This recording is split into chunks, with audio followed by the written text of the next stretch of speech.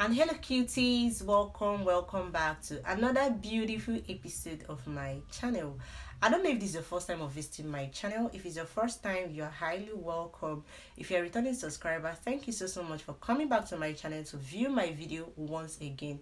If you haven't subscribed to my channel, what are you waiting for?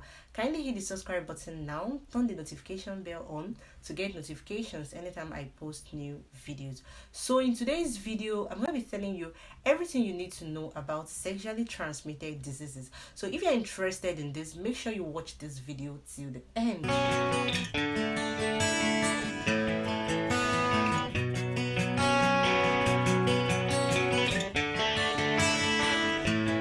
These sexually transmitted diseases. Sexually transmitted diseases are those infections that are being passed from one person to another. They can be spread during sexual intercourse, whether vaginal sex, anal sex, and even oral sex.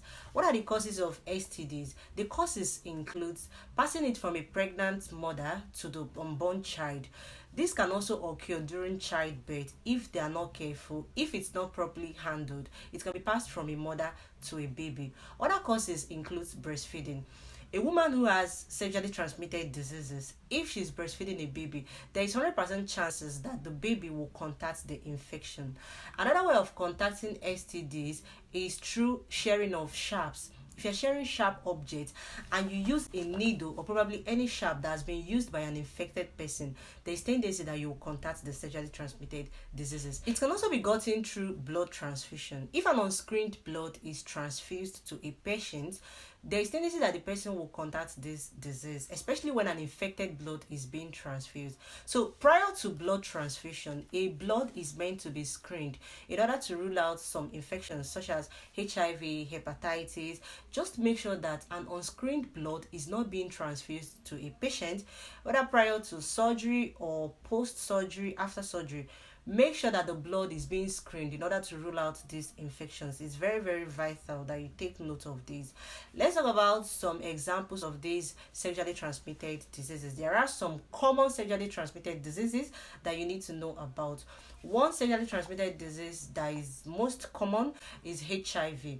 HIV is a sexually transmitted infection that is being contacted through sex or sharing of sharps and even blood transfusion. Another one is human papillomavirus. We also have syphilis, gonorrhea, trichomoniasis, genital herpes, chlamydia, and lots of them. Some other sexually transmitted infections that I haven't listed here right now. Okay, so there are some signs and symptoms that you will notice on your body and you will know that you have sexually transmitted infection and there's need for you to go to the hospital. The first one is itching around the genital areas, whether in the vagina or in the penis. We also have redness, soreness, there is discoloration in the vagina, there is abnormal vaginal discharge which has odor. We also have fever, abdominal pain. There are lots of them, even painful urination. If you're passing urine and experiencing pain, it shows you have STI and you need to go to the hospital. How do we diagnose sexually transmitted diseases? It can be diagnosed through physical examination. Your doctor will examine you in order to rule out this infection. We also have blood tests. Series of blood tests are being conducted in the hospital, such as HIV blood test, hepatitis blood test, in order to confirm if you have a sexually transmitted infection. The last one I need to mention today is collection of swabs. Your doctor or your lab scientist will collect swab from the vagina or penis and use it to run a test in order to know if you have these infections. Let's talk about the treatment of this infection. The major treatment is use of antibiotics, although the treatment depends on the causative organism. The causative organism that caused the infection will determine the type of treatment that will be done on you. So if it's actually caused by a bacteria, then you need to take an antibiotics.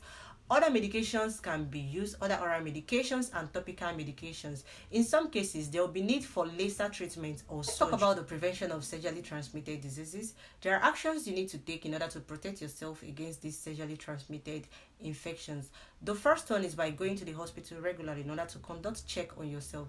You go to the hospital to run tests in order to know if you have these infections or not. Secondly, you need to get vaccinated against some of these diseases.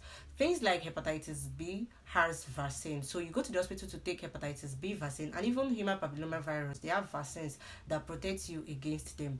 You also try to use condom, although condom doesn't guarantee 100% safety or protection, but at least you can use it to limit this infection. Another one is by avoiding sharing sharps. Do not use sharps because you might use a sharp that has been used by an infected person. Also, make sure that when you go to the hospital for blood transfusion, that the blood is properly screened prior to the transfusion, both for yourself and your relatives, any of your family member. Just make sure, confirm that the blood has been screened in order to rule out these infections, especially for HIV and hepatitis B. So the last way you can actually prevent this infection is by taking post-exposure prophylaxis. There's what we call post-exposure prophylaxis for HIV. If you are exposed to HIV, then you need to take these drugs in order to protect yourself. Nurses usually take these, or doctors, any medical professionals, when they sustain needle injury, needle stick injury, anything that exposes you to a patient who has HIV, then you need to take these post-exposure prophylaxis drugs in order to protect yourself from it so that you don't get it. I hope you found this video useful. If you did, don't forget to give it a thumbs up, like my video, comment on my video, share. If you have any information you want to add to the video, feel free to leave it in the comment section. If you have any questions, drop them in the comment section. If you haven't subscribed till now, what are you waiting for? Please kindly hit the subscribe button now. Turn your notification bell on to get notifications anytime I post new videos.